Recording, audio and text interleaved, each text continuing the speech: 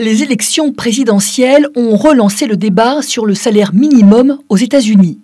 Resté à 7,25 $ par heure travaillée depuis 2009, les démocrates proposent même de le doubler afin de relancer la croissance et l'emploi outre-Atlantique. Ils espèrent ainsi réussir là où Obama a échoué, puisque sa réforme a été rejetée par l'opposition.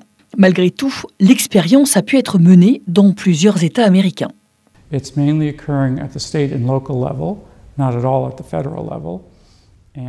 L'augmentation du salaire minimum n'a pas été mise en œuvre au niveau fédéral, mais dans quelques États et certaines villes, à la suite d'un important mouvement populaire, avec des manifestations appelées « Battez-vous pour 15 $».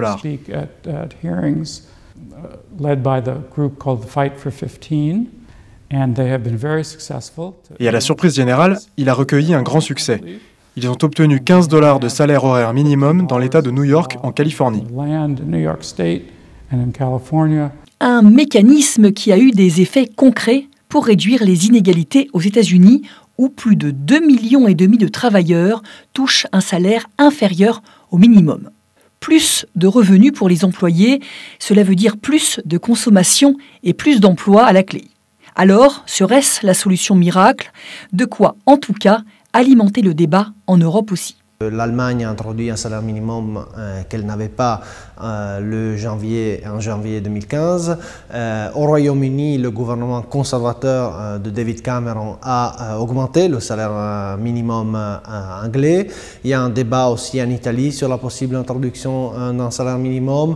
En Afrique du Sud aussi, on discute de l'introduction d'un salaire minimum. Donc c'est vraiment un débat global qui revient après la crise. Ce n'est pas juste un niveau, en 15 $ qu'il faut discuter en soi, mais c'est la valeur nette pour les travailleurs et le coût du travail pour les entreprises. C'est ça qui compte pour évaluer les effets économiques et les effets sur les inégalités et la pauvreté.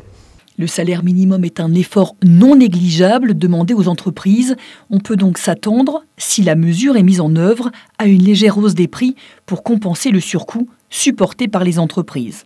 Cela peut aussi représenter un frein à l'emploi, même si pour les entreprises, une hausse du pouvoir d'achat et de la consommation constitue un avantage. Maintenant, il est vrai que beaucoup d'économistes dans beaucoup de pays se concentrent sur l'effet du salaire minimum sur les revenus des personnes bien sûr, et par conséquent sur la demande et du coup sur les effets macroéconomiques d'une augmentation du SMIC comme un moyen de relancer la croissance, de relancer la demande, voire de relancer les gains de productivité. C'est le cas notamment au Royaume-Uni, où la démarche du gouvernement britannique est d'augmenter le salaire minimum pour que les entreprises fassent des gains de productivité, soient plus efficaces et donc que l'économie soit plus compétitive de cette manière. L'augmentation du salaire minimum constitue bel et bien un levier pour réduire les inégalités aux États-Unis et ce progrès social serait porteur de croissance économique. De plus, en le faisant supporter par les entreprises, il ne représenterait pas un coût financier pour l'État. Reste à évaluer son coût politique.